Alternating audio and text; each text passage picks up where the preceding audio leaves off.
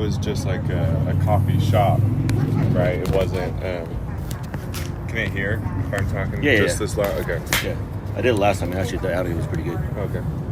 Yeah, there was this place called Coffee Garden when I was going to Sac City, and I would like be in class all day, and then it was just over in like Curtis Park area. Oh, like right down the way in to the right. between Curtis and Land Park.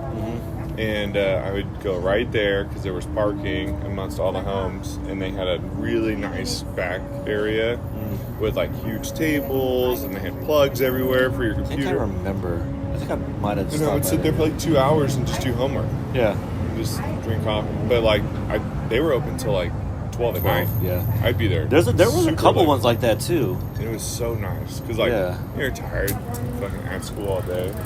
What's that other one? That one deep, like off of like E Street or D Street, Weatherstone. I think Weatherstone. Oh yeah, Old Soul at the Weatherstone.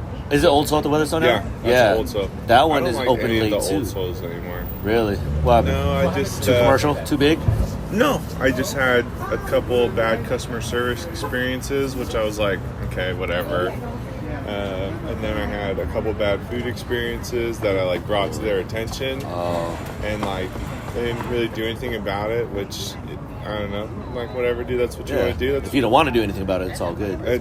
I'm not mad. Yeah. But it's like if one place is going to do something about it and one place is not, where are you going to keep going?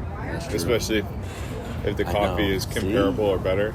That's why I tell people all the time, like, this place is good. Like, they come in, your place is good, why are you busy? I'm like, dude, it's not enough to just be good. Yeah. Good is, like, the minimum. Yeah, it's like you're supposed to do that. You have to be at least good. Well, now the selling points are going to be hospitality. It's the hospitality and aesthetic. And aesthetic. Instagram worthy. Can you That's make true. everything look? That's our generation. See, people forget the new consumer is who we are. And if we know who we are, everything got to be photogenic. Everything got to be aesthetically pleasing. At all angles. No, it can't just be good. No. It can't just be really good. Good is the... Oh, no, they're all good. No, everyone's good. Yeah. Now, can you make it look good? And be good? That's a good point. All right, and then sidetrack. What do you think of this idea? I have 2 turkeys that I need to use up. Okay. And I need to make a new pasta menu item. Okay. I was thinking of making a turkey tortellini, but then putting all the pot pie stuff inside as like a broth. Oh, but yeah. Put the turkey in the tortellini. I get what you're saying. Nice, like a consomme. Very nice. Yeah. Okay. We'll see, I don't know. I like that. I like that. It'll be fun. At least pot pie, what are we thinking? Potato, carrot, celery, onion. Oh, I could make like gnocchi stuff with carrot. You could do that too. Or with turkey. You could do gnocchi, potato gnocchi stuff with turkey. Is gnocchi seasonal? I don't think so. Right? It's russet potato. Does russet potato have a season anymore? Gnocchi was hot for a second. It didn't really last that long, but there was a hype for gnocchi. I was thinking like peas, carrot, spring peas. Yeah. I don't know. Whatever. I mean, tortellinis will kill. I think it comes down to how much labor you're willing to put in each one. Yeah, me and the other guy that makes pasta now, we smashed out a bunch of pea tortellini the other day. Yeah. The parsnip tortellini the other day. Oh, nice. I was impressed. I was like, oh shit, we did. Just between the two of us, like, have a little tortellini party. Yeah. That's what I always call it when more than one person does a project. It's a party. Nice. You know, just like, okay, all right, like, all right, in like an hour, everybody, whatever project you're working on, you ain't working on it. You get 1 hour to wrap it up. Yeah. And then we all in this party. And we all in this tortellini party come through. Yeah. You smash through, you do enough for like half the week at one time or the whole week. Where'd you get the turkey from? I still have from Thanksgiving. Oh, really? Yeah, there was 2 that I ordered that I... Whole, that I never thought out, so they've been frozen the whole time. Yeah, that's really the only thing you can do, because, I mean, there isn't really much you can do with... I mean, I could do, like, turkey brie sandwich, but... I mean, I don't want to. You can. It's good. Yeah. Don't get me wrong, I just don't want to do that. Turkey tortellini is fine. Turkey's always a tough sell outside of Thanksgiving. Yeah, so I think, if I, like, put it in a pasta that everyone wants all the time anyway, they'll just be like, and me? Yeah. Oh, and me? Okay, okay. The tortellini might work. Yeah, I think spring coming around, get some spring peas in there, nice tortellini, a little turkey. The broth is smart. I think the pot pie is smart. Are you gonna do what's it called? Like nice cut vegetables seen through the consomme with the tortellini. I mean, it's not gonna be consomme. Come on, consomme, man. I'm not doing. Get the egg yolks, get the whites, man. Get the raft going. You gotta get the raft. Come on, show us some of that technique, man. Oh my god, dude, fuck that shit. I did that one time in culinary school, and I was like, this is a bitch. Oh, we cheated hella time. I had like 9 coffee filters, 5 sieves, and then fucking just ice cubes in the whole night. We was cheating like, come on, man, gotta get it clear, get those tournées done. Oh, they made us do it. Yeah. Just the wrap, and then I think when we poured it out, there was like a strainer coffee filter situation. Oh, yeah. But that thing took all day. Yeah, I mean, it's sexy. It's a sexy technique. Yeah. But it's... But does that... Yeah. For the average diner, do they care between stock and consomme? See, but I think that's when it's antiquated. You and I would be like, damn, they took the time to do that. Everyone else is just like, just taste fucking broth. It's broth. I can see through it. Cool, bro. Cool story. Yeah, so as long as they don't make the stock, but see, like, does it make a return cloudy. because Instagram now? Because see, that's a picturesque type shit. You know I think when someone figures out how to sexify the process of it, make it seen, so people know what's going on. I think the only way to sexify it looks is hella ugly. It looks horrible because it's all the top shit. yeah. I mean, you can make sexy rafts. Because, you know, the cool part is when you have the raft and then you break it open a little bit and get the little broth. But I mean, you know, it's more of a labor of love thing. I'm like, that's a tough sell. But no, turkey pot pie broth with turkey tortellini, peas. Yeah, play on turkey pot pie. That'll sell. It's nice. That'll be a good one. Good little seasonal pasta for a hot minute.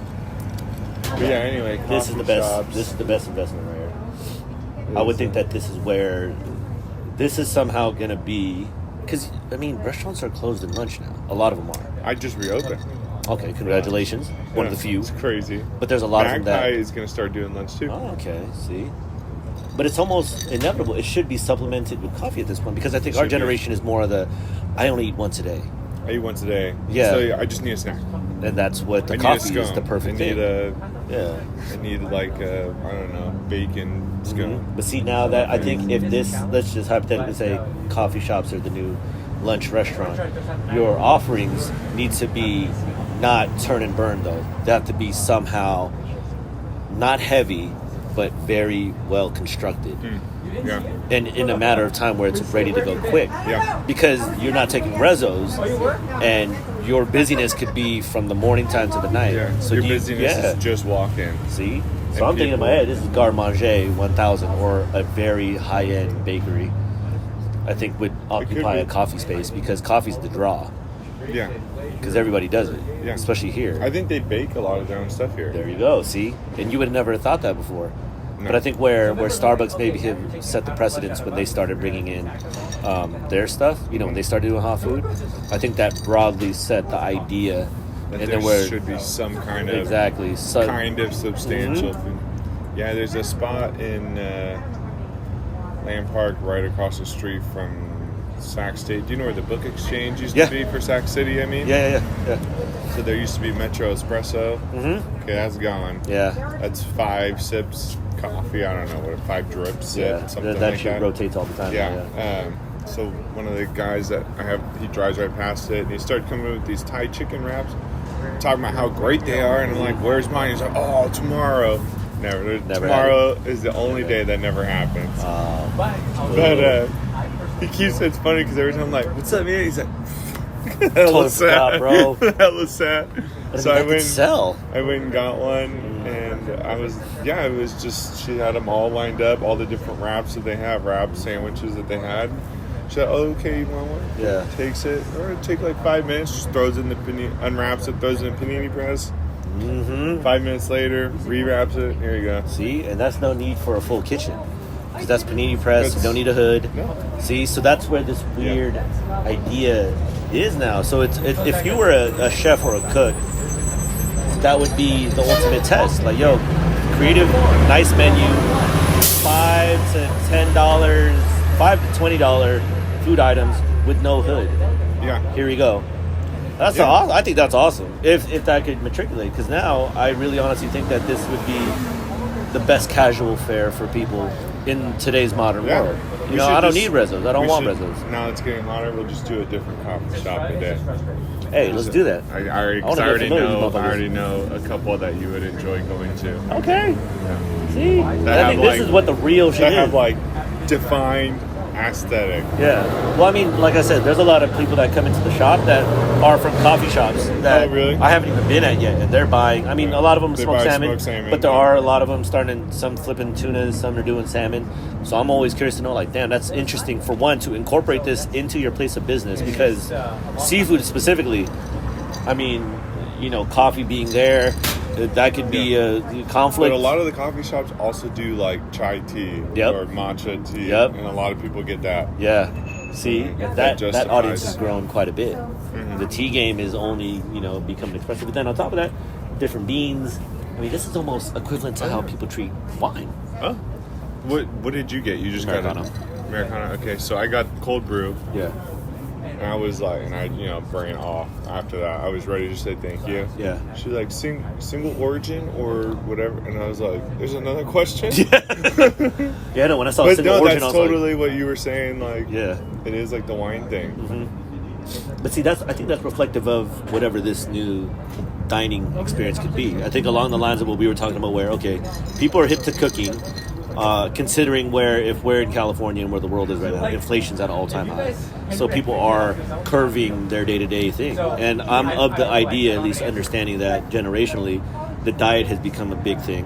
Keto, intermittent fasting has definitely come into the popular scope of conversation, where you can honestly admit a lot of people that you've come across now in the generation are like, yeah, I skip breakfast, I barely do lunch. Oh, yeah. I don't know if that's an industry thing, but it feels like that's an actual generational thing. Yeah. So that's why I Like, think for a coffee shop I makes had sense. a Yeah. piece of toast with sugar and cinnamon on it. Yeah.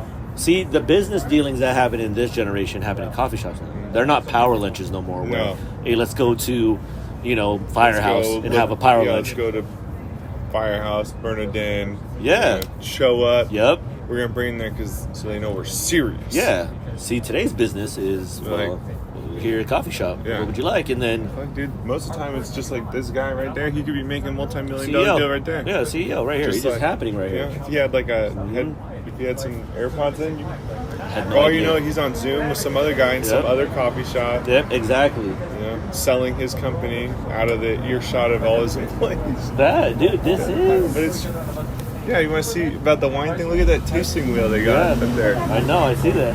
Yeah. See, that's interesting because is that a creative way of doing this, or are we just barely scratching the surface about the intricacies of fucking coffee? Because also, you know, you would hear about, you know, coffee South America. And there's Yeah. documentaries galore about this stuff Oh, yeah. and how coffee's culture. I mean, we've always known that, but now, for some reason, the generation before weren't hip to it like that. So where Coffee now, in particular. yeah. Yeah, no, it's just one of the other things I listened to. They had an episode about coffee, and I guess 90% of the world's coffee is like Arabica, Okay. is the plant. Yeah. Then there's another kind, and I don't remember what it was called, and there's some disease that it's attacking the Arabica plants right now. Apparently there's some like world citrus problem right now too. Yeah. There's something attacking all the citrus, and because there's not enough biodiversity, it's like, so they were like, citrus could go extinct in the next 4 years. And I was like, what? Yeah. I don't know what that is, but I mean, it's alarming Yeah. to hear initially. Because the episode was all about biodiversity and like for the coffee thing, they were like, oh yeah, this guy got paid by the Senegalese government to go in the forest, go looking for this coffee that was commercially grown like 70, 60 years ago in hopes. That Yeah. and he did. And he found it, He yeah. was able, but I'm like, that's nuts, dude, because Yeah. that's like the stuff that's one of those things that starts off as a need, and then it's going to be like, okay, well, now we have to try it and see if it's commercial enough. Okay, now what else is out there? Now that our need is met, let's go focus on our Let's wants. focus on more, yeah. And as soon as we have wants, then you have like a commodity that's more specialized than just an overall. So Oh, that's an interesting shift. that's just what they stopped at the biodiversity thing of like, and I'm totally with like, yeah, you need biodiversity, you need like 10 different kinds of cauliflower, because what if one of them just ups and goes? It should never be singular. Yeah. But then then I see, okay, well, when you have 10 types of cauliflower, it's 10 different chemical makeups. There's going to be 100 different diets that pick from that, and then people are going to be like, well, my doctor told me to eat Romanesco only. Yeah. Or I like the color of the purple one, the Purplius cruciferium. Something. I mean, maybe that is kind of the trend. I mean, I think we're just overall being biodiverse across the board, whether that's a populist idea or if it's a generational idea. I mean, if we are only learning about the mishaps of the generation before, right? Like, as we start to have these conversations, it seems like these are happening behind the scenes as these certain things emerge, and then it becomes commonplace. I mean, who would ever think that coffee was culture like this? You know, where everybody, instead of having the tin foil or the Folgers coffee at home and that whole deal, or the 50-cent cup of Joe at the gas station, that was kind of a culture thing. The culture now is, at least now we're just talking about here, I mean, this is what it is. It's like fine dining coffee. Yeah, but see, I've experienced this also up in Portland. I've experienced this in Texas to certain degrees. It's everywhere. Yeah, I mean, that's what I'm saying. At least in the States, for sure. Exactly. See, so I'm thinking there is something to be said about this. You know what I'm saying? Yeah. I like the idea. I want to see where this evolves to. Biodiversity-wise, yeah. I mean, if this is only scratching the surface where the demand is high and people are out there scavenging for it, then there's gonna be a whole evolution of a whole bunch of different. Well, because then some guy's gonna go out and find it and be like, I own all the plants. Mm-hmm. I own them. Yeah. You know? Like Monsanto. Like, he's going to be like, I own the only coffee plant left. What are you going to do about it? Oof. It's my property. See, and that only happens with vegetables. But I mean, you've seen this in industries, at least up until now. Beef, chicken, fish, not so much, because I think that's a burgeoning thing. But even then, still with the demand in that I think fish world. kind of went through its thing, and now that's probably the farthest along of people realizing, we have to eat, because that Monterey Bay Aquarium website forever ago. I'm sure you still get people go, all the time. Is this wild? Mm-hmm. That's from that website. Oh yeah. And now it's like even flip-flop where it's actually farm is better than the wild stuff. I mean, depends on your perspective. Right? Because if you're trying to conserve, conserve-wise and are you trying to conserve wildlife? Yeah. And that's the one thing I could at least understand about, the fish world, at least to my understanding, is the innovations are there. They're very progressive in, trying to curb ways and different ways to, kind of preserve wildlife and nature simultaneously with farming. Where I think chicken and beef, in terms of its industry, one, they're humongous, still dominating. So, and there's a stranglehold at least at the top. And what I understand is it's controlled by a very small amount of people. So there isn't really super incentives to kind of change those processes. At least not yet. Well, when you're making the rules and they're working out just fine for you, there's no point. You change? Yeah, and on top of that, people are still paying for it regardless. You're seeing all these prices still raised, and this is across the board. So I think as we continue to evolve, like I said, something like this, it feels like, oh wow, we are really living in a different future, if you want to recognize it that way, because this has to be going on everywhere. This is a completely different future than the ones that like our parents lived in. I think it's coffee. It's cool. You're telling me a coffee shop is like, that's where people go to do business. Yes. Lunch, how much am I paying for coffee? $5. Dinner if you're just hanging out with some friends. Yeah.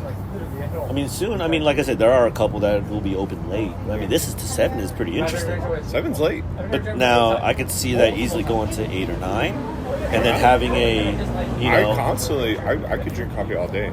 If there was a place open at like 10 or midnight, I would be there semi-frequently getting a late night coffee. See? Just because I like it. Shit, I want to get the espresso machine in the restaurant. I might have to go get in a coffee game, man. Yeah, I mean, because look at your at least labor overhead, right? Someone has to roast the beans. Yeah. Okay. That's damn near a fixed cost. Cause either you want to buy them or make them yourself. Yeah. I don't know. I would imagine it's slightly cheaper to roast them For yourself. sure. Yeah. Food cost wise, I don't know. After the labor cost, maybe it's comparable. Well, that's good, but you know, it's like the same argument as like restaurants that make everything from scratch versus ordering some of this stuff kind of done. Yeah. I don't know. It's cheaper to make it yourself, but depending on only labor. if you're fast enough and only if you're selling enough. So. But look, there's one person in there right now. She's probably here the rest of the night by herself. Chilling. Yeah, exactly. Chilling. There might be someone in an office doing work right like now. a backup in the case she gets wild. Besides that, Something on, but chilling. probably not. Yeah. She's doing it here. And probably has been since what? 12? Yeah. This afternoon? Get through the morning rush and that's it? How about this? What's the max you would pay for coffee right now? If you walked in here and it said $8. I don't think I could. That was the number I had in my head. $8 would. I think $8 for maybe if it was like a mocha, you know, had something to it. But just like I just get cold brew or black coffee. I think the most I would pay for just a black coffee right now, and return to a place if it was good enough. I could see myself going up to like $5.50. Oof. But you know, that's. Maybe. And it would have to be fucking good because I think there's some places. Let's see what the cold brew here is $4.25. I'd pay $5.50 for a cold brew for sure because I'm not going to take the time to do it. Yeah. And I like it. Yeah. But that's the max until the next max. Until the next max. Yeah. I think $4.50. I think under $5 for a plain coffee. That's. You're gonna make money. Yeah. I don't know if you know. Because let's see what else do we got up here. Yeah, look at that. They're doing 4 shots for a shot of espresso. Yeah. Or $4 bucks. What else they got in there? I mean, that's the going price. That's not reflective on latte, $5.25. But that's spot on. Yeah, I know. I mean, think about it. Like, okay, if Starbucks is the barometer, right? Let's just say Starbucks is McDonald's, right? Okay. That's their price barometer. Shit, anything above that, I mean, it's clearly warranted. You don't have to wait in line. It's not. At Starbucks, they got some drinks that are like $7-8, right? Exactly, and then obviously depending on size, and that's their business model. But see, business model here, that's all. You're not asking for size. You're just asking for, an appropriate amount, and then it makes it easier for and they're the like, consumer. yeah, we'll make it kind of small, but we'll make it really good. Yeah, exactly. And then people are willing to buy it. Not only for that, but like we pointed out, the aesthetics, the whole ambiance, the location, the hours, the location, exactly, the location and the build out. Like, it's really when I walked in too, because I knew we were gonna do this. I was looking. I was like, they have like sections. Oh yeah. Right. Like they have those 2 tables over there. That's a section. They have against the window. That's another section. Outside, there's like 2 or 3 different sitting areas. Sitting at like different, and then they got the lounge back there. Different sitting areas for you to like kind of be alone. Like you have every version of what in the last couple years, what every coffee shop would have one of these ideas. It's like they've encompassed every single vibe. Yeah, there's a couch area, high tables, but it makes you feel like benches. even though you're in a public space, you're alone. Kind of like how lofts are always like. In a loft, you put down a rug because it defines a space. Yeah, they did a good job at like defining different spaces with just furniture. Oh yeah, for sure. Yeah. It's even I really like this spot too because you see this little. They got the foot rail right there. You just look out. You can't sit there right there. But if you go around the corner, you can sit up at the bar top right there. Oh, like a little bar seating. And like look down into their space, which is like that's a bar. I do like that. It's fun too sitting there. See? And that's what I'm saying. That has become culture. Like I said, have you ever been to the Starbucks near the arena? Yes. That high fashion one, yes. Right? What's that called? Starbucks like Starbucks XL or something? Black, Starbucks Black or something like that? Starbucks Black. Crazy, right? You walk in there, that looked like a high-end restaurant. Yes. Come on, man. Well, and that's Starbucks. Smart marketing because like they realized that they were saturating, and then they're like, okay, what can we do? Separate it. Oh. We'll just decorate it different. Add a couple new drinks and be like, "This is our special location." And change around the service. Yeah, you know what I'm saying? Service is a little bit more. Yeah, up. Yeah. Because I think it's a comparable idea. It's like if McDonald's went to the restaurant world and started taking resos and shit. Yeah, same idea. But see, it's with McDonald's. It's in culture we've come to slander it and make it. As they've stepped up their game recently. Dude, I keep tabs on McDonald's all the time. Like, they're a smart business model. Patties anymore. That's what I'm saying. And they shifted that years ago before anybody else was doing that. That's what I'm saying. They're quarter pounder with cheese, man. They're their flagship burger. The egg circles that they do. Fresh eggs every day. That's fresh eggs? Fresh eggs. Yeah. Yep. Come on, man. That's crazy. And efficiency is wild. You know what I'm saying? That's why I was like, yo, man, that's $1 billion business. They have the R&D to figure this shit out. That's the thing, right? Is they have the capital to be like, okay, Yep. we have to adjust. Yeah. The need has been. Yeah. We see the need. We see the want that people want. We had to figure it out. Yeah. Otherwise, in our way. Otherwise, we're gonna get left behind. Yep. And they're So they have the clearly capital doing to it. do the Yeah. R&D. But hey, credit to them. They actually do it. They don't just be hella obstinate. Like, No. this will finish. Yeah. No, they have to evolve. I mean, it's the number one American business out there. And the bonus for them is if it passes, they just go right back to what they're doing. Yep. It's nothing. Yeah. It's nothing. For them. It's crazy. Come on, man. Capital They is have crazy. a fucking hamburger university, man. Come on. Do they really? Yeah. Is that what it's called? Dude, the they're R&D managers place? at every place. From what I understand, is the 6-figure thing. Uh-huh. Yeah, so I'm like, yeah, if you go and you commit yourself to the craft, yeah. I mean, you really look at, I mean, it's been a while since I've looked at one, but I mean, it's a clean service. And like I said, through all the years of ridicule, it's just imagine a company constantly trying to keep up and doing that. And that's what I said. When you They're talk about trashy fast food, you don't talk about McDonald's anymore. You talk about, like, Del Taco. Yeah, you talk about them weird ones that are Jack like, in the Box. Yeah, the Jack in the Cracks, the ones that It's are almost just like McDonald's. Like, Yep. it's like, okay, It's we're fast employees. food, but we're like upper class fast food now. Yeah, agreed. We're like agreed. the Ruth's Chris. Yeah, and if there's a bad one, they'll demolish it. That's how they're like that with their shit. You know what I'm saying? Yeah. Yeah, I do. No, it's cool. I like where coffee's going. I had suspected this idea was on the verge. I had no idea that it was gonna. Like, it was like here. Yeah. Yeah. Like I said, I look at this. I'm like, if I didn't know better, because like I said, Noma and was it Noma or Nopa? What is it? Noma in San Francisco, right? Nope. Nopa. Nopa. The first thing I thought, I was like, what the? This building's humongous for coffee. For coffee. But then look at it, you're like, that makes sense. If I had put a dollar sign above all these people, I'm like, yeah, that's about $5 to $10 each person.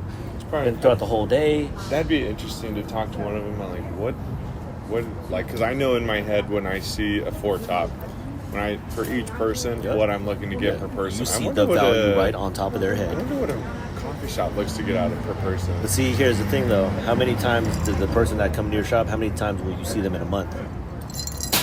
Oh, well, the coffee shop's going to see them twice as much as I do. Exactly, Yeah. see? So imagine So it they're doesn't even have buying to be as high. appetizers every time they come in, and that shit could be 3 times a week.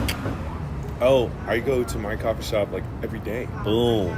Now, I'm There the you go. unusual, but I would bet for a coffee shop, maybe I'm not. Maybe like Monday through Friday, they see the same people. Exactly. And then maybe they see them on Saturday, Sunday, or they just have like See? a different, What's a $4 item on your thing? App. Or a side? On my menu? Yeah. I don't have one. App. Side? I think a Soda. side of fries is like $4. Okay, boom. Someone coming in every day, Monday through Friday, to buy fries from you. Yeah, it's not happening. But I mean, that's essentially what's happening. Yeah, no, that's, yeah. See? It makes sense. The business model makes sense. Mm-hmm. And then you put a premium on service, because the only defining thing between you is your coffee, your aesthetic, and then your service. Yeah. So it's clear as day to where the emphasis is. Where a restaurant, motherfuckers are just trying to survive in the back to get the food out on time. That's already a hassle as it is. On top of that, even though we might be like really at the line of being understaffed, which most restaurants operate at understaffed, not overstaffed. Right. You know what I'm saying? Then you're threading the needle by trying to, balance that out with the Like randomness. how much work can we get out of everybody? Exactly. Without running them into the ground. Yep. Oh, and on top of that, this is early in the daytime. This isn't a nighttime situation. Yeah. You know what I'm saying? That's the craziest part is they're open at like 6, 7 in the morning, Mhm. right? Yeah. Maybe not anymore now that people are all working from home, but I mean, the only thing they're missing is a fucking delivery to home service, which I'm assuming they have. If you were smart, I you'd mean, have there's that DoorDash. You There just you let go. them do it, whatever you work added out. revenue. Although I think for like a coffee shop like this, I think you go to it, You right? go Because to the you coffee want shop? the Yes. aesthetic of going. Aesthetic, yeah. But if you're a big fan, you wanna just come love the and, coffee. like take your picture. It's custom. See, save it on plates. Huh? Save it on plates. Make them in house. Yeah. They'll probably sell them. I've always thought about doing that, making my own plates. That's the next level. That'd That's be the fun. next- It would just. I love working with like. Obviously, I like working with my hands. Yeah. But working with like a material that was like, oh, I fucked up. Boom. Just Yeah. restart. That sounds great. It's It not is like cool. you overcook the steak. And No. You can't, and you're Yeah. like, oh, I can't restart. Warm that bitch up again and putty it up. I have a question. Okay, you are Italy guy, right? Italy coffee culture. What is it like? That is like you wake up. Okay. It's like breakfast. Okay. You get your coffee and a little sweet treat. That's it. And then How early in the day does this usually happen in the town? I don't know. I'd have to ask my dad. He'd be better at this. I wake up late, so for me, I'm thinking 9 o'clock ish. Okay. Go get my espresso, start my day. Okay. What is the... Maybe the average working person is like 7:30. Okay. And then I'm trying to think the last time I was there, I think we were at our coffee shop in the middle of the day, and it was a little bit busier than this. Not crazy, but a lot of people sitting there, maybe on their lunch, you know, or if they, I don't know, hanging out. Because Italian coffee culture is... Well, that's what Starbucks is modeled after. Okay, see, there you go. Yeah. See? It's modeled after, like, well, let's just make espresso. Yeah. Let's have some service interaction. Let's not just like pour it in here. Yeah, like self-serve, 50 cents a cup, good to go. It's an afterthought, not a main. Let's have like a really good cup of coffee, serve it to somebody, and then on plateware, and then we'll collect it and wash it. Oh, see? You know, something a little bit more than just your Denny's. Like, here's your. See, where did Italian people get that shit from? I don't know. Are they the original people of this coffee culture thing? Because I've been to I remember in I would imagine not, because it doesn't grow there. No, exactly. See, so, but then, you go to South America where it's prevalent there, at least where a lot of the nice, some all of the the beans are Argentinians do that tea thing. See, there you go. But then you go to Vietnam, and they have the, stretch coffee with the condensed and the slow drip. Oh, yeah. Whoa, that shit is wild, too. And that culture in itself also is its own kind of thing. And you realize now that, at least in the way that we consume information or people in general, there's a lot more people that are hip to travel. Whether it's through shows or actually doing it, and coffee has become a staple. And experiencing different ones, you'll see Thai iced tea, chai. Like even credit to the Asian community of the boba is the same deal. Yeah. Where boba's like, yeah, man, we got like little chicken fingers, we got like this and that. I mean, it's a little more like of a quickly? Yeah, exactly. Quickly, You know what I'm saying? Come on, man. I mean, that's its own little take, but you just realize kind of this culture of quick eats, casual. Beverage. This is almost replaces like the new bar idea. It's like the adverse. You know what I'm saying? I mean, dude, this is. Yeah, I was always the cappuccino thing and the espresso thing, because that's to me always an Italian thing. Italian culture is similar to almost like Japanese culture in the way that people think about it here, in my opinion. Because everybody thinks, oh, it's Japanese, man, that shit is. Italian, there's always like a certain prestige that already comes with it. You know what I'm there saying? Totally is. I don't know how it got that way. I mean, it's nice that it did. Yeah. Maybe just because, I don't know. I do not know how. James Bond? I mean, who knows? My first thought is like maybe because we've been here for a while, but then like the Irish have been here forever. But when you think about Irish, what do you think about them? People fighting and drunks. Exactly. Yeah. You don't. So why did Italians get known as like posh and nice? I don't know. Yeah, maybe, even to this day, the fashion, the people, the idea, the bravado, it's somehow still. And maybe it might just be a California thing because our climate is so similar. Could be. Like maybe if we went to Montana, and you're like, what? Italian? Maybe they're just like, I don't really know Italian. I know chicken parm. Yeah, it's good. And they might like, oh no, we eat shepherd's pie because the climate is a little bit more similar. Who knows? I do not know. That's a good point. But I do know the first thing I thought of was like, oh, Irish and like drunks, bar fight, fighting, redhead, fireman. Yep. That's it. Pot of gold at the end of the rainbow. Yeah. Yeah, see, that is strange. Italian culture, but then that's the same thing you see with Japanese culture. Yeah. Oh, it's Japanese. Oh, dude, that's so it's so well minimalist, done. proper. It's done. They dedicated their entire life to make this. Like, that is so crazy how that translates to but then how we perceive now there's it. like a new part of Japanese culture coming out of like the nightlife where it's like very colorful, very loud, very kind of eccentric. Yes. I mean, anime is like big with everybody.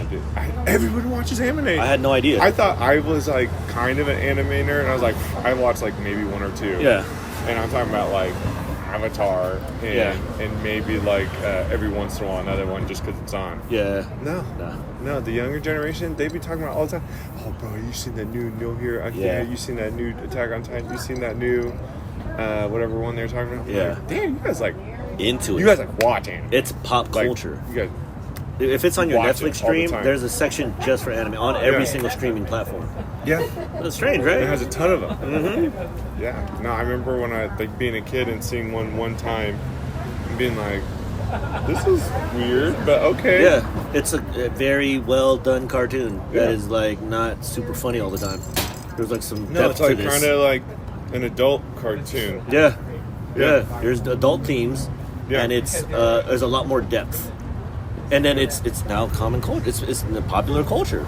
I don't understand it. I'm removed from it, but it goes back to the whole idea of like something about Japanese lore, and then coinciding with like something like Italian. It's like it's always going to be revered in this American culture the way we consume it. And like I said, it's going to be California, maybe specifically Sacramento. Let's just speak locally like that. I mean, it's it is weird like that though. How things flourish, and, like. Who is deciding, or is the group deciding, and why is the group funneling to this one thing? How does the thought process continue to be the same? Because this is not new. Like even back then, like high fashion is Italian. You know, all the brands that you see are from Italian, Italy, France. Yeah, that's what I'm saying. That's what I think everyone would say. Where does design come from? Italy, France. France, Italy. See, when I think France, I only think cooking, smelly people, and cheese. That's it? That's it. I don't think wine? No, I think Napa. I think California at this point. Okay. Only maybe because of being in California, but because of the indoctrination of through the culinary world. I mean, I did learn about French wines, but those are the ones that, at least during my learning phase of wine, Napa was on the rise. Right. You know what I'm saying? It's like a world power. Yes. Yeah. So that's why I'm kind of like, oh no, when I think wine, California. Living in California, California wines. Yeah. You go to any restaurant, anybody look for French wines? Even with that, though, how many California wineries have some kind of like French in the name? Of course. Yeah. Not just the grape. The grapes are the name of the grape. That's just But like a couple weekends ago, I was in I was in Napa that one time. Drunk in Napa, yes. Yeah, we ended up at this place and it was like Chateau de Carneros. Yes. And I was like, why is it called Chateau? Yeah, exactly. Why? Yeah. And I was like, it's only called Chateau to add $5 to every bottle. It's true. And I think you do have a point there. You do have a point of how the wine has been now, distributed worldwide. I mean, you find all fucking great wines everywhere.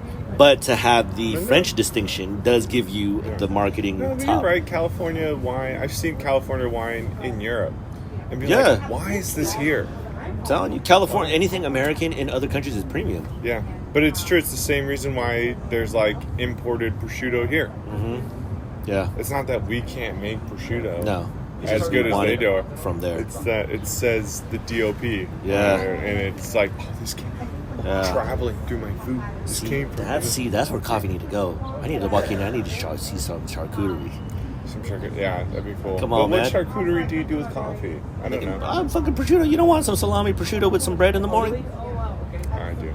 Eat that all day long. Some fromage blanc. Come on, man. That's what I'm saying. Let's up this game. Let's take Europe and Italy and France, put it together, and put some sushi. You do whatever the fuck you want at this point.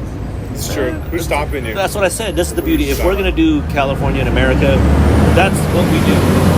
Put it all together and just put the best shit out. Are we or are we not the melting pot, we got to live up to the hype. Well, I mean, if we're going to, jack all these things. Allowed a little bit. Even on my menu, I'm starting to have some more stuff that's not strictly just Italian. I mean, it's taken forever to get people to think of my place as more than just the Italian pasta shop. But we just added a beef rib dish, and it's got bok choy on it. Boom. And I didn't just list seasonal vegetable. I said bok choy. Beef ribs with potato and bok choy. Yeah. This shit's getting ordered. There you go. And I was like... See?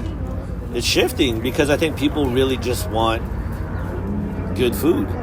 At the end of the day, and you don't have to. I think people are open, especially in California, because there's rarely a true distinction of a restaurant. Like, here's what we do specifically, aside from your normal like Japanese, Asian, and even those are kind of amalgamated and formed into different things. Like you'll go to a Japanese spot, find all types of Korean dishes or Chinese dishes, vice versa.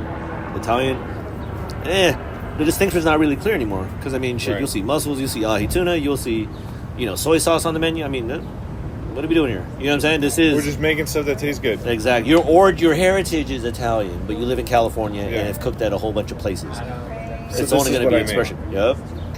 See? Because of that. So yeah, it's dope. See? I'm into it. I like it. Yeah. Italian, Japanese have that prestige. I don't know if we ever get away from that. It seems like those are kind of supplanted in us, unless something really, really happens to those countries where somehow they lose that. But we uphold that here as a mindset of when we think about those things. I do it. I'm guilty of all that. That's high quality. I don't know if I'm just conditioned to understand that, but I don't know how that shakes. But in the meantime, people will continue to draw that up. Yeah. Just weird, the coffee shop thing. Yeah. It's very relaxing here, though. But see, I could equate this is happening simultaneously with, what's it called, beer? What's that called, like breweries? There's a bunch of them now. Yeah. You know the beer brewery thing. Mm-hmm. So I just saw, did you see that sign right there? Yes. Coffee origin tasting. Every Saturday. Mm-hmm. Brew device tasting every Sunday. Coffee seminar. Yeah. Second Saturday. Yeah. That's crazy. It makes sense. They're like not even a coffee shop anymore. This is like a school of coffee. Mm-hmm. It's smart though. Think about it. Those are events that draw people in. Exactly. If you want to be in the club, we are here to give you the information. Yeah. Well, if you control all the information, you are the source. True. I'm gonna try coming to one of these every Saturday. I'll probably start doing more of this, where it's like instead of doing coffee restaurant reviews, it'll be coffee shop and the evolution of coffee shops. Because I don't think this is the beginning. A food service place. It is. Whether people recognize it or not, this is the new shit. Well, because then there's places like the Co-op. People go there for lunch. Yeah. Oh yeah. That's commonplace. There's a coffee shop right next to it, but going to like Safeway for lunch. Safeway up their game. People would go there for lunch all the time. I used to work at when I was a teenager, I would. I'd go get that whatever piece of shit fried chicken, some coleslaw. I'd be so happy. Sandwich. But then they all have some have Starbucks, but see that's the thing. 40 Brothers, same deal. I used to work at Nugget, same deal. They have their coffee, and then they have their deli. It's all packaged like this. Come on, man. See? That's what we used to do when we were in high school, going to Tahoe, broke as shit, with just enough money to pay for the ticket. We'd stop at the Safeway, buy a bag of rolls for $1. Yep, exactly. Some cold cuts and shit. But what do you guys got? Chicken salad? How much can I get for $5? Yeah. 4 quarts. Yeah, 4 quarts. Yep, exactly. Seeing the deli thing, and those places have to up their deli because the people are buying it, and there's a demand and a service. I mean, like I said, voting with the dollar. Ultimately, these companies slowly shift, and really. Well, you show them the wants, and they're like, oh, "Fine, that's what I'll do." See, that's so strange. I'm just fascinated by how this, like you said, how this becomes part of the think tank. How does this get in there? Why? Are we the ones deciding it, or is this being decided? Yeah, or is it just being? That's what's it. I think we're saying what we want, and someone's just like, "Fine, I'll do it." Someone just today was posting like, "Does anyone know where to buy the lobster roll buns?" And I have no responses. I'm like, maybe that's how the lobster roll bun business of Sacramento is going to start, because this guy was just like, "Oh, I need some." Yeah. Oh, no one makes them? I'm just fine. I'll just start doing them for me. Oh, you want some? Okay. It sounds interesting. Someone just asked if they could buy our pasta uncooked, and I was like, fine for this. Yeah. But then, who knows? Maybe then more and more people do it, and then, I'm like, okay, oh shit, we're getting so much. I need a whole extra space just to do this now. The pastas. I mean, it kind of makes sense. It's old idea thinking, right? Oh, what do they want? Why don't we just give them what they want? Chris went through this. He was like, he said one time, "Oh, I didn't want to carry this. I didn't want to carry this because I didn't feel like." But people keep on asking, and one night I was finally just like, why would I not carry it when everyone wants it? I may not like it that much, but I'm selling 4 of whatever a night, making all my money. Yeah. Just off that. That's like the conundrum. I remember working at a great restaurant, and we were talking about filet, right? Or even having a steak on the menu. But a lot of it was filet being like the highest yielding, thing. He's like, no, I fucking hate filet. I hate it. But he's like, that shit pays the bills. And why would I not carry it if it's the highly most requested thing? And that's kind of that's the give and take with restaurants. You know what I'm saying? At what point is your artistry something versus? Tell the wine guys all the time. They're like, did you like it? And I'm like, it doesn't matter if I like it. Mm-hmm. It doesn't. It matters what someone's gonna come in and pay for it. Yeah. And they're like, oh shit, that's right. Yeah. See, and see that's how finicky that is, because it's like you may see something and try to force your way into your demographic of customers, but in the end of the day, it's like people are going to come with whatever they're going to want to buy, and once you recognize that, it's up to you to decide if you want to bring that in or not. And that's what's so crazy. It's like that's that weird middle point. Yeah, you know what I'm saying? Find a way to strike the balance between what is going to pay my bill and what do I want to do, and then how do I mesh that to pay my bills and do some stuff that I want to do. And whatever, and then that's like how everything gets decided. At least for me. Yeah. I know the things I'd like to make, but I know if I only did that, I wouldn't be that busy. Yeah. Or I would go through a long dry spell before people were like, "Oh, this is pretty good if I try." Down, yeah. But I might be gone before I make it through. See, that's like one of those when you would see or recognize something like that happening, you would be like, man, fuck it, that is what ultimately everyone has to do, but fucking good luck, because I ain't doing that shit. Yeah, you know what I'm saying? Yeah, good luck. I'll come in and patronize you because I like it, but good luck, man. I love the idea, but I ain't doing it, because in the restaurant biz, there isn't a lot of leeway to take risks like that, unfortunately. Yeah. Which you would think in any business that would be the one, because the artistry of it is the beautiful part. The creation's amazing. But when the creator, the chef is, now how much stock do we put in that as consumers? And I think that's where the barometer is interesting, because people go to places for, like we talked about, fucking a bunch of different reasons. Yeah. Who knows why? And like you said, it could just be purely location. It could be purely, I just like the color of the wall. Like, who knows why people go into a place? It's just like old school artists, right? Like you had like your patron who would be like, I want you to do this. I want you to do this. I want you to do this. Then they throw a party and with all their other rich patron friends. Hey, Dad, who did that for you? I kind of like. And they're like, oh, this guy I know. Here, you can borrow him for today.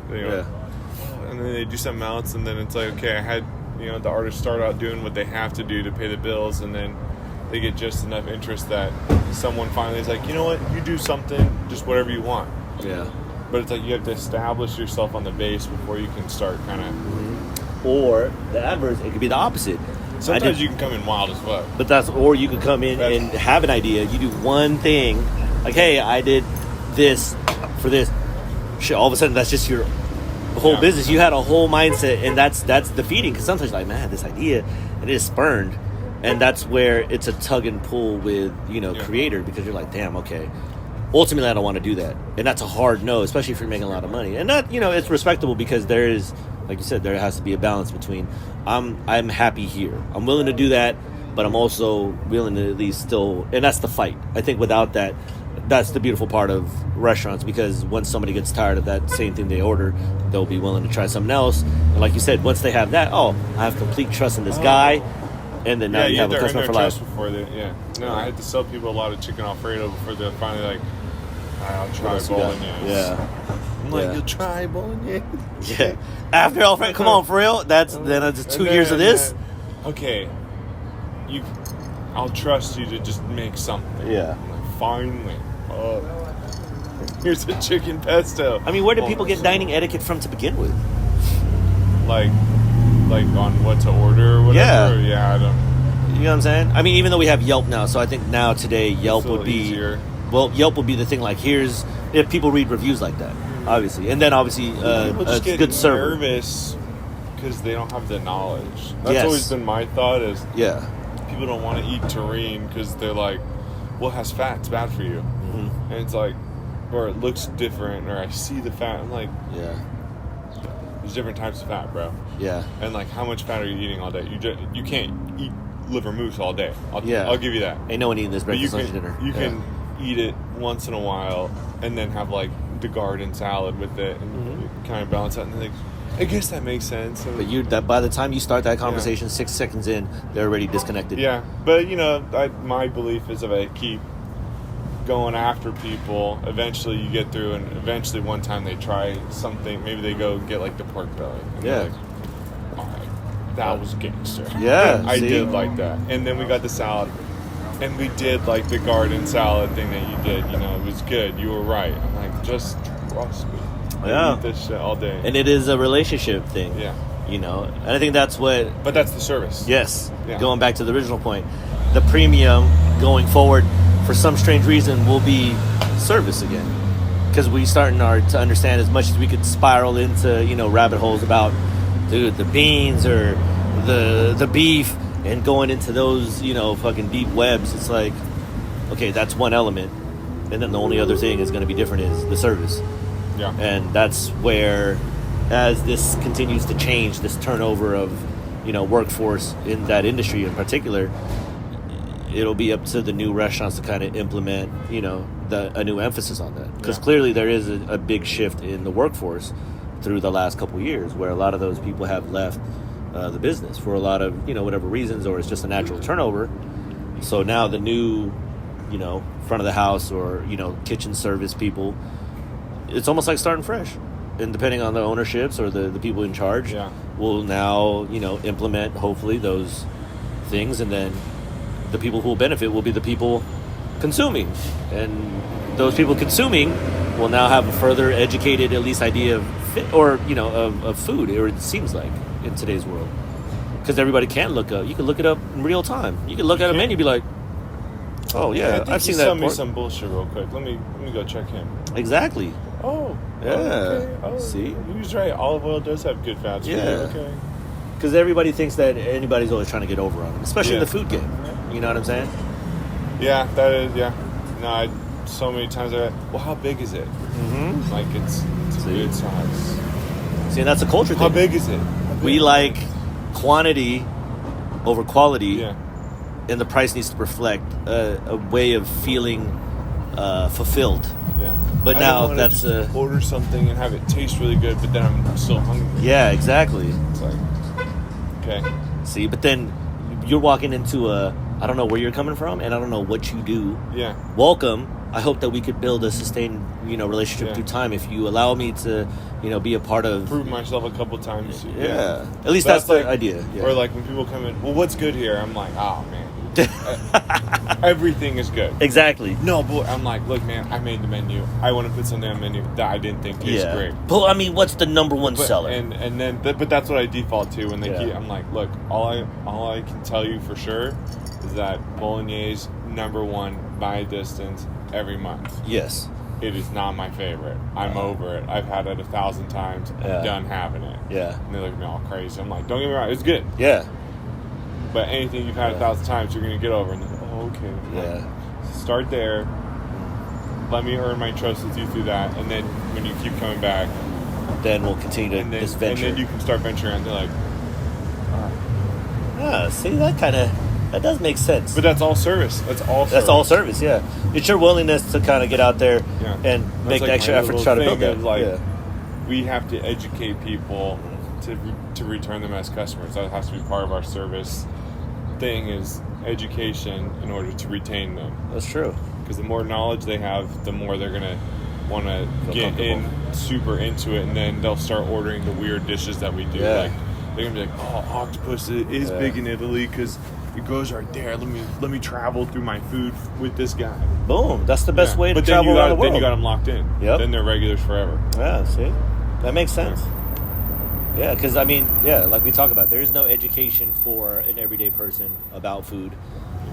You just get it from home, whatever that may be, and then whatever you see, read, hear, and then you test your might in an actual restaurant, which is very daunting. I mean, imagine your first time in a restaurant at whatever age you are, and then, what would you like? oh fuck, like I don't want to order the. People think I'm gonna, and that's nerve wracking. I don't want people to think I'm weird. I don't want the server to think I'm dumb. Yep. I eat chicken. Nerve wracking. Yeah, nerve wracking. Yeah, exactly. Yeah. I mean, and then imagine the motherfuckers that were, how do you pronounce that? Yeah. Nerve wracking. So I mean, and that's the only line of defense or the only line of information. This way, I'm like, yeah, dude. Yeah. You know what you meant? Yeah. Yeah. See? But that's all service, is just like keeping people comfortable. If you're going to challenge them, if I'm going to be challenging through the food, the service has to be like extra accommodating. Like, yeah. Oh, you need me to explain it to you? Sure. Yeah. I got time. I'll explain it to you. See, and I think that is a 360 from maybe a generation before where, and I could be wrong, but I think where egos kind of drove a lot of, at least a certain amount of restaurants where it's like, nah, man, my way or the highway, fuck all that, man. They fucking should know. I think that's definitely, They should go look it up before they even come in. Exactly. Like, yeah, which is one way to look at it. Nothing wrong with it. Yeah. But then the people that are kind of... It's not reality. Exactly, because in reality, the true feeling is always... what am I going to do? Look up every business before I show up? Yeah. I'm going to walk in here and know every single thing about what they do. It's not happening. Yeah, only certain people really do that. Like, I always vet my stuff, but then also that's just me looking for a specific experience. But for most people, it's like, oh, man, I heard this place is good, let's go in. It's such a... Let's try it. Yeah, it's such a random thing. Let's that's go why it's like, oh, there's this picture. Yeah. Mm-hmm. I can't tell you how many people I've walked past their table. Are you ready to order? They're on Yelp. They're not even on my website. Yeah. They're like, I want this. I'm like, it's not on the menu. Yeah. But it's right here. I'm like, the menu changes. Like, we stay with the season. See, Yelp is that weird one. Yeah. Like, what do you, in your opinion, got to change Yelp? What would you do? If I could change Yelp? Yeah. No, I'd leave it. Yelp is a great, and I think where it is now, Yelp is a great index of what's around you. Okay. And that's how I use it. It's just like, what's open? Yes. Click on it. Like it's got a $3 sign or a $2 sign, like whatever. Okay. Yeah, phone book with pictures. Yeah. It's not like a $1 sign. It's not like a $5 sign thing. Okay. I have a very general idea of what I'm getting myself into. Maybe on my way there, I flip through a couple of the pictures and get an idea of like, oh, this place is trying to be a little more uptrend. This place is like more just like casual. It's like, okay, cool, I'm dressed right. Yeah. Show up. It is a quick index. Order something chicken, something vegetable. If it's good, great. If it's not, oh well. But as far as the Yelp usage, it's a great index for what's happening. Even for me, on the in charge side, looking at reviews, it's a good index of what's happening out of my line of sight. Makes sense. You know what I mean? People that aren't saying it up front, but I can see a trend. Yeah. In writing of like, oh, there's 4 1-star reviews. Oh, it's 4 completely different reasons over the span of like a month on 4 different days. Yeah. Sounds like 4 accidents happened. Yeah. Or 4 random events. Yeah. Oh, there's 4 1-star reviews that all happened Wednesday night when so and so was there, and they're all about a little more poignant. Something. Yeah.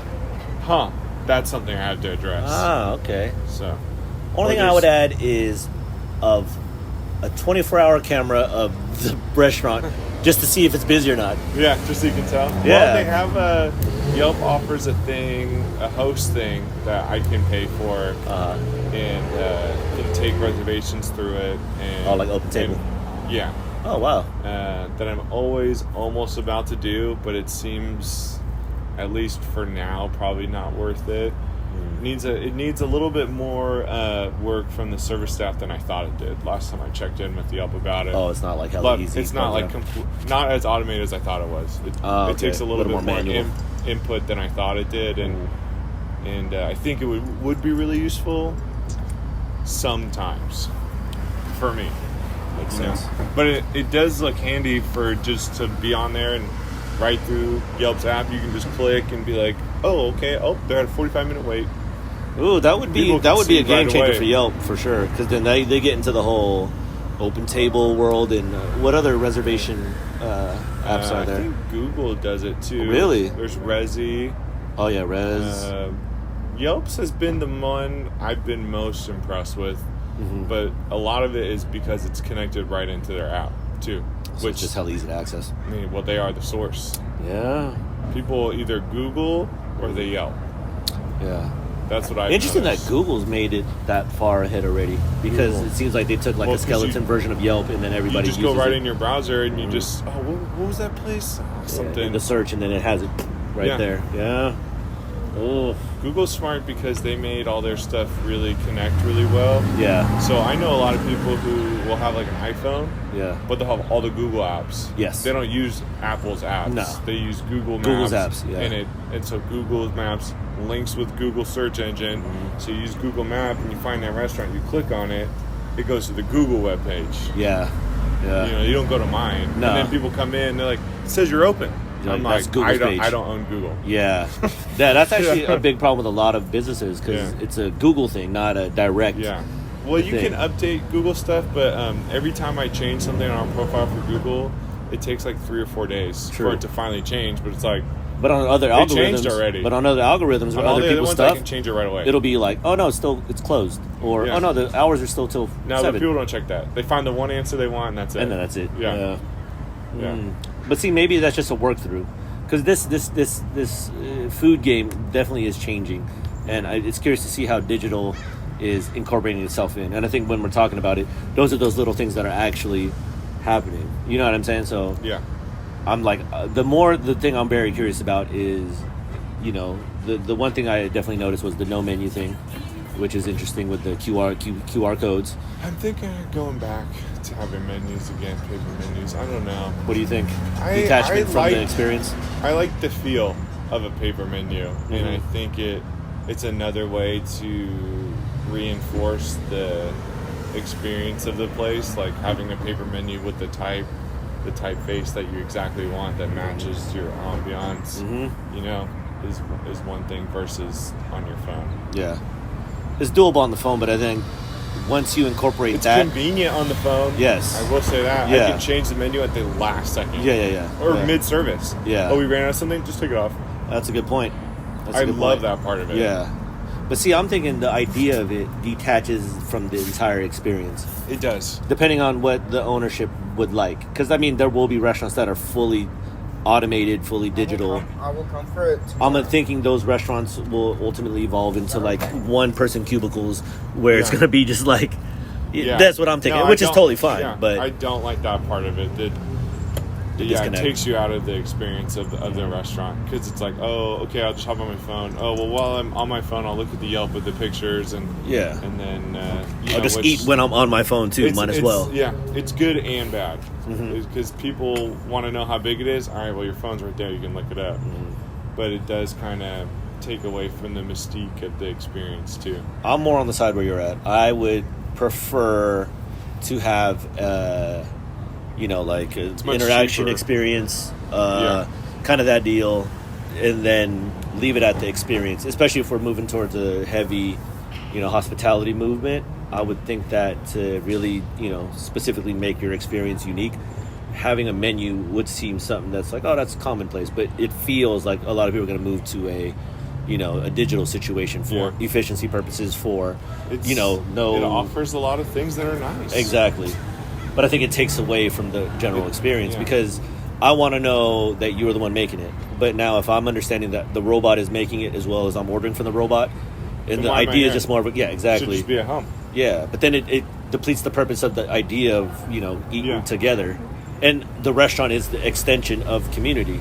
Yeah. And if we're talking about, being local, I think the emphasis should be on knowing your local people, because restaurants, again, are a very prominent small business idea in America, and it thrives in America. And like I said, the last couple years, restaurants of that stature have been, in a little weird bind, unfortunately.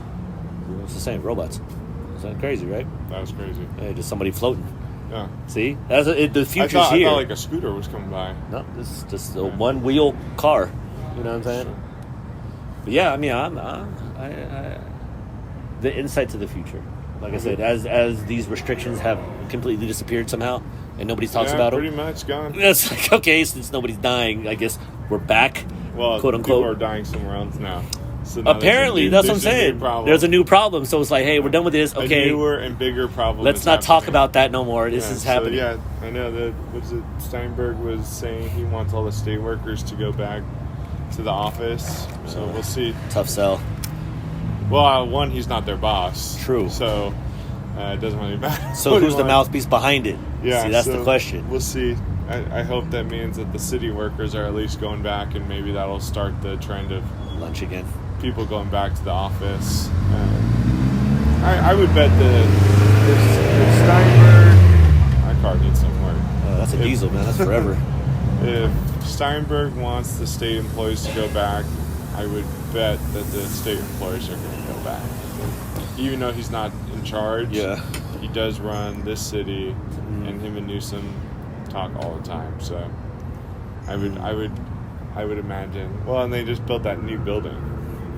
Oh yeah, no, I was talking to some construction guys about that. That building too. looks hella nice. Actually. It is. It is. I mean, it would be a bonus for me, so I am kind of hoping it happens. Oh, for lunch audiences. Yeah. The state workers are there lunch in downtown. That's back. It's like flicking a light switch. That's a big hope. Yeah. It's a hard sell to a generation of Although, to know. just a regular citizen, I'm kind of like, are they getting their work done at home? Leave them there. Why do we need to pay for new buildings for them if they're going to get the same amount done at home? Because that's government. That is our keep the tax dollars. Money and put it somewhere else. I mean, that's a good point. Yeah. Why run the same thing unless? I mean, maybe there'll be. Are they going to downsize? You know what I'm saying? Like state work? Nah. This is a state-run thing. This is the capital. No, they'll never take away the amount of people. No. They'll only ever add more people. Mm-hmm. So now, understanding that reality, how many of them are going to be forced back into the office? Because you could honestly admit there's a lot of people that want to go back for a lot of different reasons. Obviously, the ones that probably have like a full household are like, man, I cannot do work home. Yeah. I need to get back to the office, which is fine and dandy. But I know that there's a lot of those, younger types that are probably like, man, efficiency is at an all-time high. I don't even ever go back. IT people, all those people that are all digital. Come to a coffee shop and just hang out all day. I think it's going to be a half and half situation. Yeah. Emphasis put on, robotics and digital.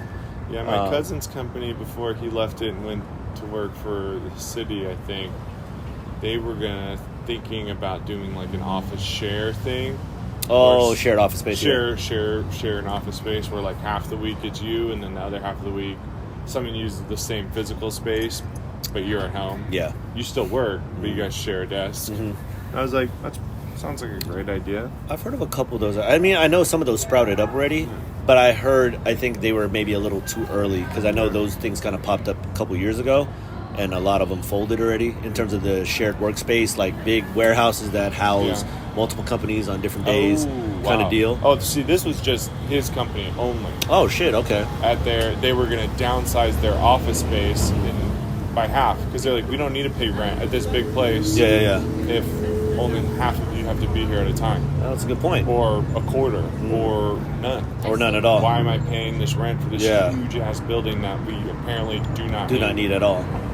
Maybe we just rent out a conference table once a month. See, and that's what I remember hearing about those shared workspaces where it would be, you could rent a space by the hour, by the month, and then it's almost like a big-ass coffee shop where you have cubicle, honestly, you have things. Rent out a coffee shop. You could just rent out a restaurant. Hey, we want to have our office meeting there. Oh, okay. Yeah, especially if it's one of those where I only got to meet up with my employees once a month. I mean, that does open the prospect and the ability. If a company came to me and said, once a month, we want to rent you out for lunch. Yeah. I'd be like, yeah. Yeah, easily. Sure. I mean, those are those CEOs that are, the dude right here. Like, this dude's probably like, yeah, I'm going to buy this place out for a month, bring all my employees that work online everywhere in the world, and then we're just going to have it here and then have at it. And then they go back home. Mm-hmm. Just, I think it's important to have a little face-to-face time. It'll be a combination of both for sure. Yeah. Nice.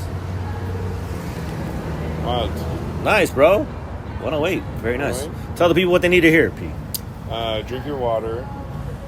Drink your coffee. Drink your coffee. Get some sleep in. I don't know. I'm not in my usual setting. I don't remember anything. I know. This is a different setting. I do like the setting, though. This could be a future, definitely drink your water. Oh, listen to listen, not to respond. Mm-hmm. Vote with your dollar. Vote with your dollar. Drink your water. Be kind. I don't know. Take some time for you. Yes. Away from all the noise. Yeah. Fuck the noise. Yeah. Don't let the noise drown you out. Yeah. Listen to yourself. Yeah. Instincts are everything. Yeah. Food Junkie Radio episode, I don't know what number we're on now, 40 something, 30 something. We're